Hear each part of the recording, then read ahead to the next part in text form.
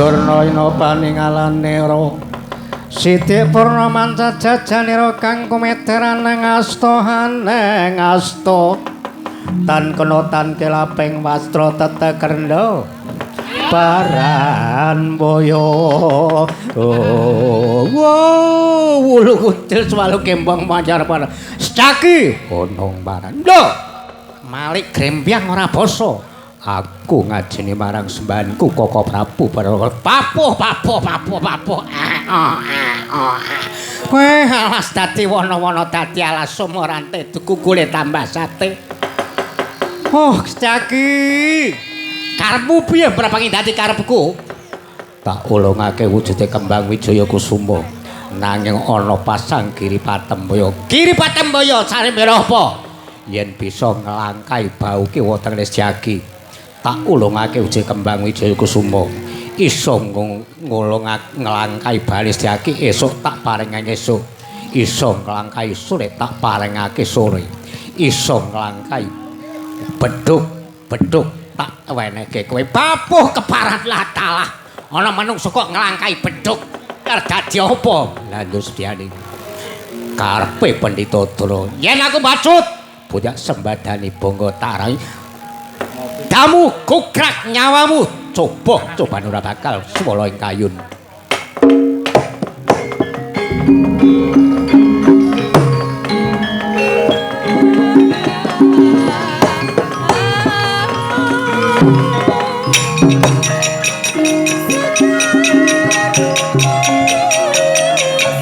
Sabato Bapa kesuguh pertemes jaki aji guna kasadar kanuragan ayo watekmu ora bakal soleh kaya ayo kakon kamu kukrak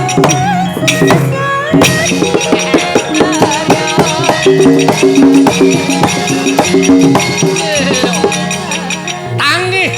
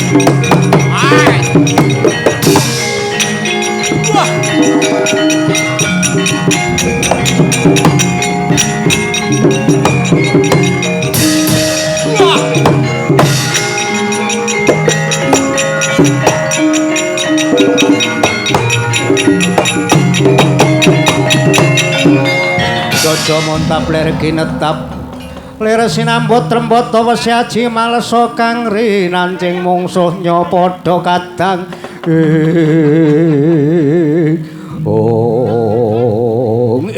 latalah jagat yo ngestu para manik bermaja dewaku Bathara wayah berjagat jagi ana paran adol umo adol gendhong atos balung mulet kulit musti akeh merwasa marang papanan Durna ya sambahan ku ayo yen pancen mula bukane jandon padha dene Ramayu iki putra pedhanyangan saka lima karepmu kulungna wujud kembang wijaya yen ora aweh buti tak sembadani bangga tak rampungi nyododo didodo sing kalingane merganing pati kelakon ketiban tangan rondo bojomu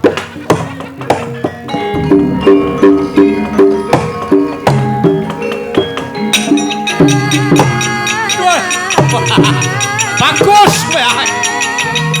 wah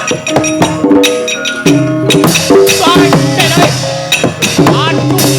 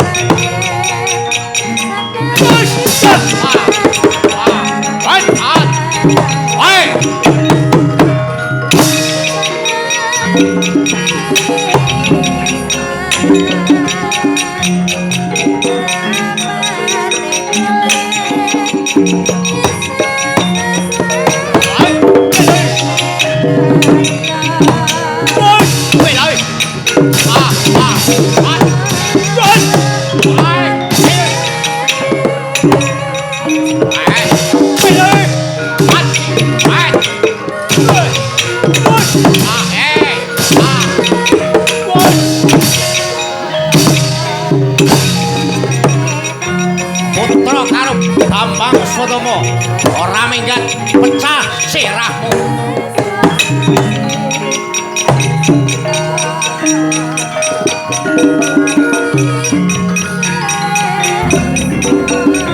ayo ayo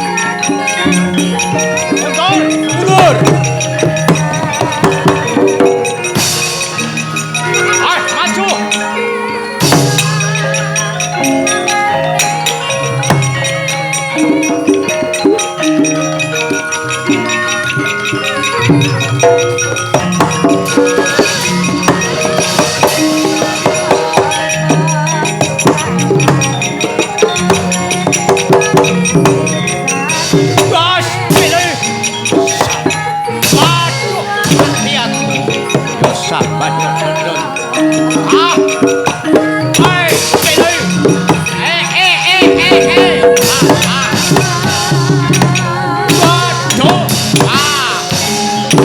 Sabato.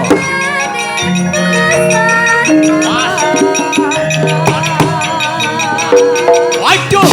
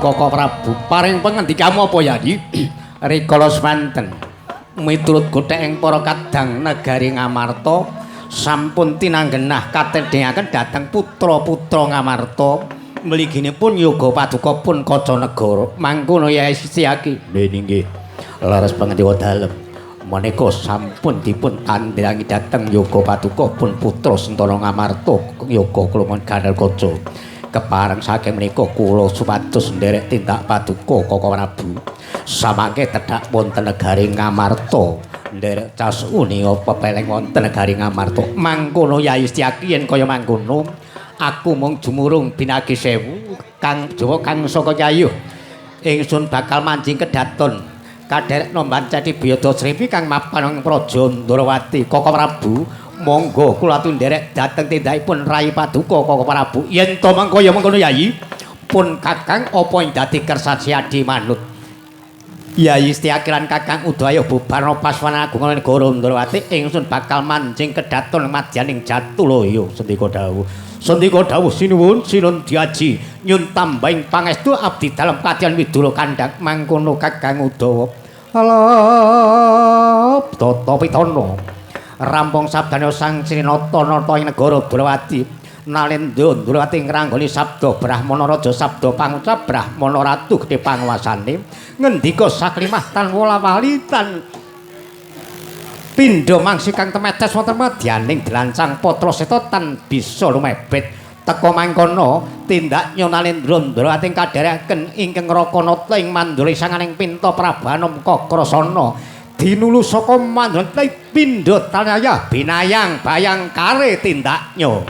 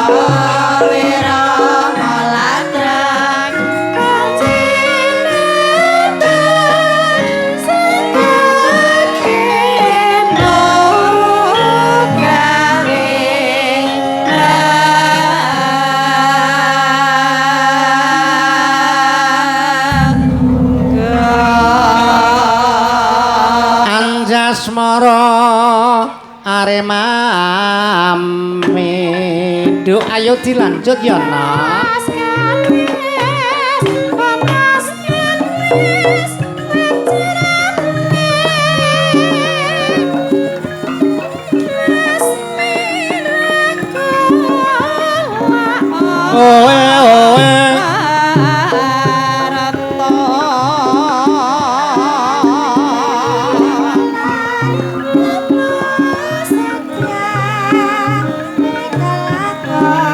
Satyane kelakon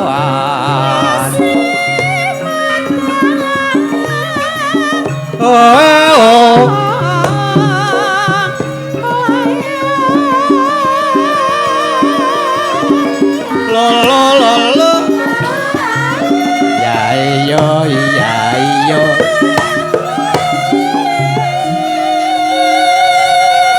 Nduk apa yo nganggo mandeg ya Nduk ya nek nganggo mandeg barang ki kepenak kok waton ora ndelujur dadi nganggo leren sawetara nek wis leren mandeg sedelok ampel maneh apa wae to Nduk yo dilanjutna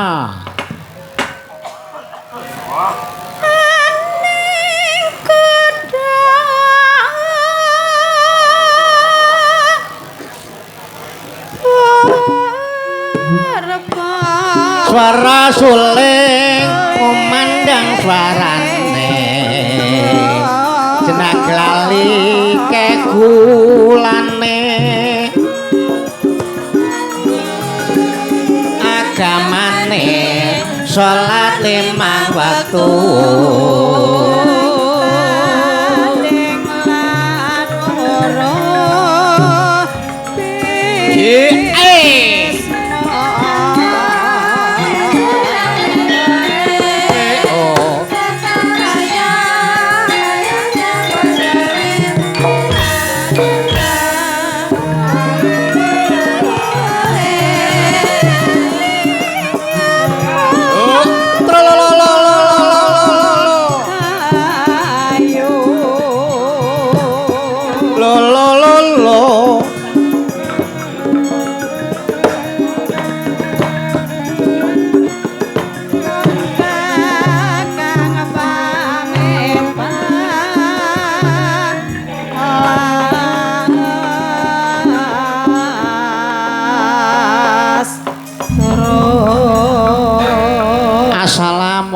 Assalamualaikum warahmatullahi wabarakatuh.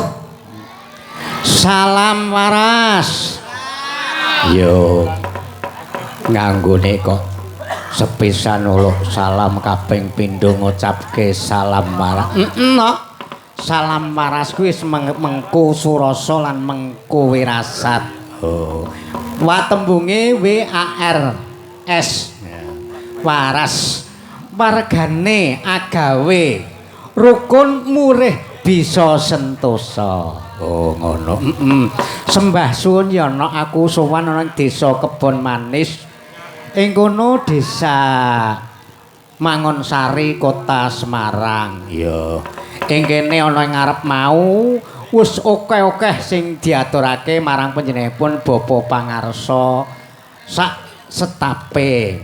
Mligine panjenenganipun Bapak DPR, Ibu Wali Kota, luwih-luwih panjenenganipun pepunden kula panjenenganipun ingkang ngasta sesepuh Ketua Pepadi ana ing Kota Semarang. Oh iya. Aku dina bengi iki supaya tinimbalan ana ing desa Kebon Manis kene ya ana sing isine aku supaya melu nyunake berkah pangestu mligine keluarga agung ing Dusun Kebon Manis. Ya, aku melu memuji ana ngarsane Gusti Kang Merping Kawasa, ya nangsa dalem Allah yang Maha Agung, Allah yang Mawelas, Allah yang Maha Asih. Ya, keluarga agung ing Desa Kebon Manis sak kiwa tengene kene mligine para pepunden, para pinesa aji sepuh ingkang samya wungon, ingkang kelairan kene ora kelairan kene padha diparing ana siji, diparingi panjang yuswa, diparing kesarasan, diparing katentreman, diparing kamulyan, tebih saka godha pangrencana cinaket ing kanugrahan. Semana uga keluarga masyarakat ing dusun Kebon Manis iso pinaringan bagya mulya ayom-ayem tata titi tentrem narapraja sak kawulane tetempuhan rakyat sak perangkate apa ingkang jinangka bisa teka ingkang ginayuh bisa jumbuh Allahumma amin. Sing asta nang papan ngendi wae diparengana slamet ana omah, slamet anggone golek papan pangupa jiwa ya. Semono uga ya nak kejaba kang saka iku aku ya nyuwun berkah pangestu marang para pepunden ingkang samya lenggah ana ing dina bengi iki sakbubare ngadani merti desa ya darani merti bumi ingkang dipipartuwi ingkang trukayasa bobak alas bumi kelairan ing desa Kebon Manis kene ingkang sipisan Nyai Srimpet, Kiai Srimpet, Kiai Danyang, Nyai Danyang kang ana sak njabaning wangun sak njroning wangun aja nganti nyandung nrimpet keluarga ing desa Kebon Manis sing kelairan kene ora kelairan kene lanang wadon padha diparengna slametan ana sambikala apa-apa ibarate rezekine ndodhok kemproyok ngajeg preksa dalem Allah yang Maha Kuwasa Allahumma amin. Wah seneng aku nang kene digelak nggawa wayang sak kumplite digelarke panggung sak sone. Wah tenan kok jan. Timbang nggawa kono-kono kene wis ana. Lho, warga agung ing Desa Kebon Manis kene luwih-luwih ana ing Kelurahan Mangun Sari Kota Semarang. Ayo nggunakno panggunge dhewe weke dhewe ya murah kok. Oh iya, ora ngarani. Sing penting cukup kanggo mbiayani operator lan kanca-kanca. Melu memuji tak sunake ana ngersa dalem Gusti Kang Merping Kawasa yang dalem Allah Subhanahu wa taala. Dina iki ya nduk wan manunggaling cipta rasa karsa mewah karya. Beda agama aja padha sulaya, beda panemu aja digawe padu. Ayo padha nindakno rasa kegotong royongan. Mula kang saka kena aja nganti kesuwen ya no. Ayo aja padha plerok-plerokan no. Dados.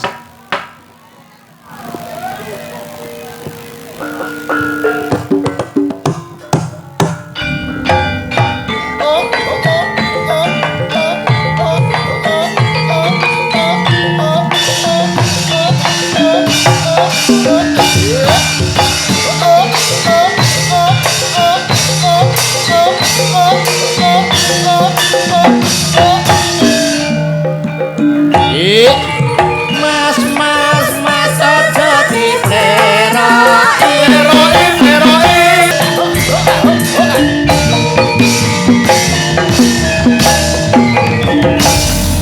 Wis ora keparang nunggu sik, ora keparang nunggu sik. Ya. Iki isih ana siji meneh. Sing meneh nindakake panembaing Gusti Kang Maha Agung yang sadalem Allah Subhanahu wa taala. Pinangka nganggo netepi darmane wajib nindakake wewarah 5 perkara, salat 5 wektu. Lah mula ayo ditindakake. Iki pinangka nganggo ya salat 5 wektu lho.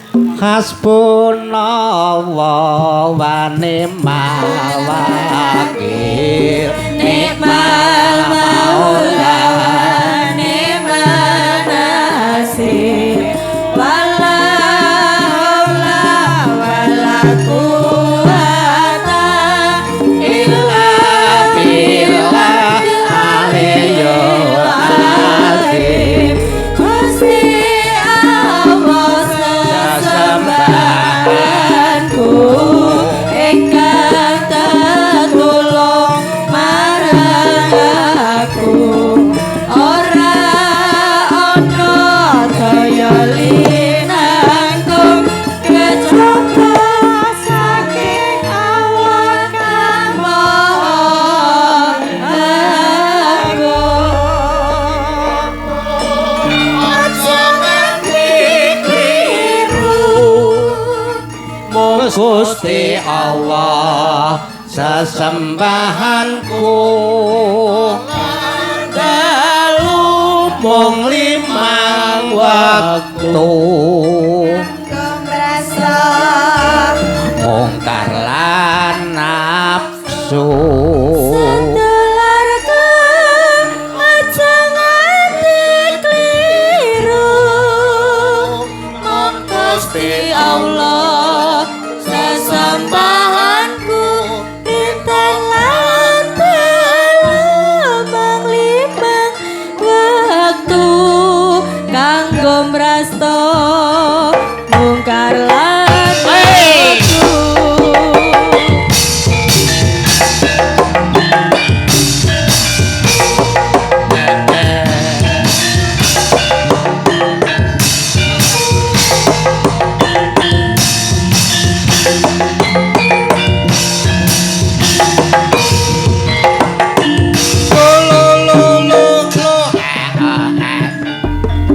Hasbunallah wa ni'mal wakil ni'mal maula wa ni'man nasir wala haula wala quwata illa billahil aliyyil azim Gusti Allah sesembahanku ingkang tetulung marang aku ora ana daya linangku kejaba saking Allah kang maha agung sedulurku aja nganti kliru Gusti Allah sesembahanku enten lan dalu mung 5 waktu merasa mungkar lan nafsu sedulurku aja nganti kliru Gusti Allah sesembahanku rinten lan dalu mung 5 waktu kanggo mrasta mungkar lan nafsu. Nduk, apa yo keparang do lungguh ya nak. Iya yo. Seneng aku nak. Wah tenol ora kaya dina bengi iki. Jirawuhi para pepunden, para pinisepuh panjenenganipun pepundhen kula penyebapa padi sak kadange panjenenganipun Bapak DPR lan para sesepuh para satria pangemban pangembening praja ana ing desa Laladan Bon Manis Kelurahan Mangonsari Kota Semarang ya padha rawuh. Oh iya. Nano aku beda. Sing taun kepungkur aku lemayang cara sala. Oh ngono ya cara sala ya iso. Sing taun sing kepungkur kuwi mligi deles lemayang cara wetan cara sala. Saiki diwalik cara ngayuja. Wah nek ngono kowe aran ya. Dadi cara sala ya iso, cara yoja ya gelem. Oh ngono. Lah njur kuwi regane pira ya? Murah kok. Tenan kok nang kene aku seneng nggone dhewe kok no. Tenan lho, ora goro. Wah aku sesuk kuwi lho.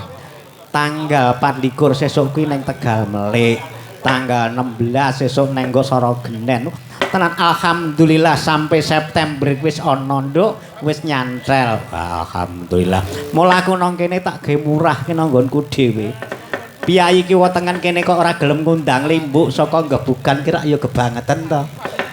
Wong dikeki murah kok. Oh iya ngono. Nduk, ora usah kesuwen, ora kakang wicara. Aku nang kene nggawa bintang tamu saka Sanggar Sangga Buana. Ya sapa? Mbak Ririt Rengganis karo Mbak Monika. Dilayani bintang tamu Ki Gareng saka ing Bawen. Jalaran iku tedhak ana ing Kota Semarang. Padha nitik prau ya, Ca. Aja nganti lena yo. Padha dolan ning prau layar lelumban.